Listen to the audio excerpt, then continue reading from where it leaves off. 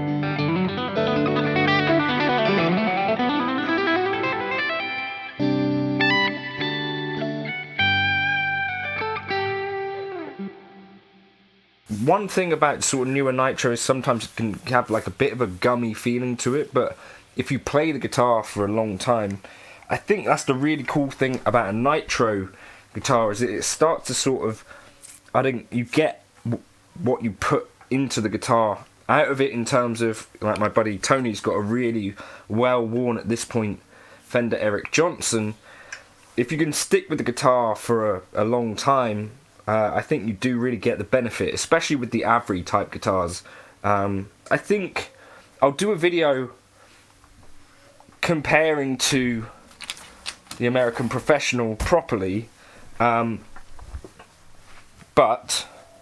what I like about it is it's kind of more in that vintage style that suits me better, I think. I'm not looking for modern specs on a Strat type guitar.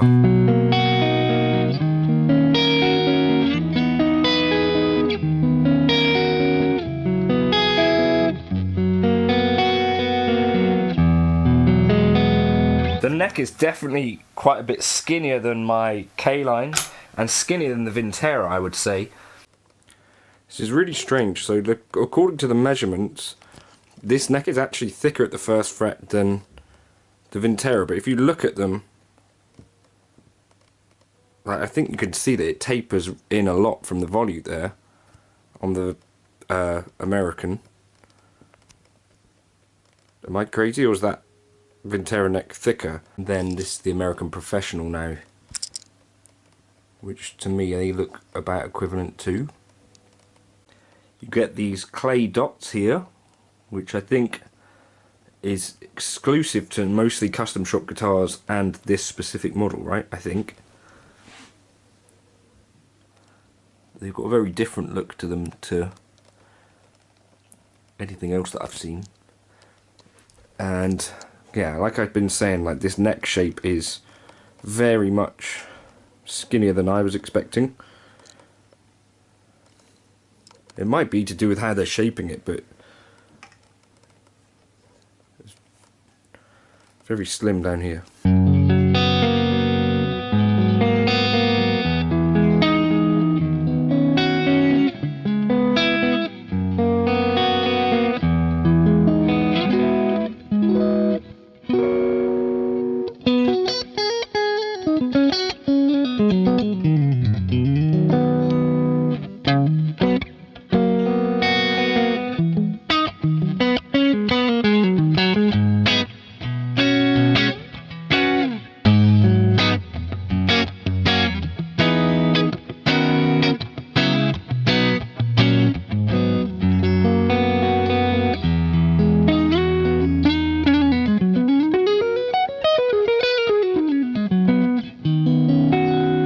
So what you end up with is, like, this has a 42mm neck, so the Professional actually feels like a little bit wider, but actually the necks are more similar than I was expecting, I would say. This is actually skinnier than I was expecting. Kind of interesting. Now, this is not the official conclusion yet, just because I've only had a moment to play these two, but I was expecting this to be an absolute no-brainer for me. I would have thought that vintage specs were the way that I would have wanted to go. But actually, the American Professional 2, playing the two side by side here, actually this is working out quite nicely today. Now maybe if I play this in a couple of days and I feel a bit better, then this could be a different conclusion. But I was actually expecting this to be, like, totally in my wheelhouse when I play the Professional 2 and nearly drop it. But actually, kind of not the case right now. Also kind of surprising here is that these guitars in hand, the Vintera 2 has, I think, a thicker neck, a fuller neck, so that, for me, I might even prefer the neck shape of the Vintera to the 61, which is actually pretty slim here. So that's another unexpected thing. So reviews coming up, or comparisons, Vintera 2 versus the American Vintage 2, I'll try and do that whilst I have this guitar briefly, and also Professional 2 versus this, in the ongoing quest to find the best Strat for the money that Fender are making, regardless of whether it's Mexican or American. I guess Japanese I should try as well at some point.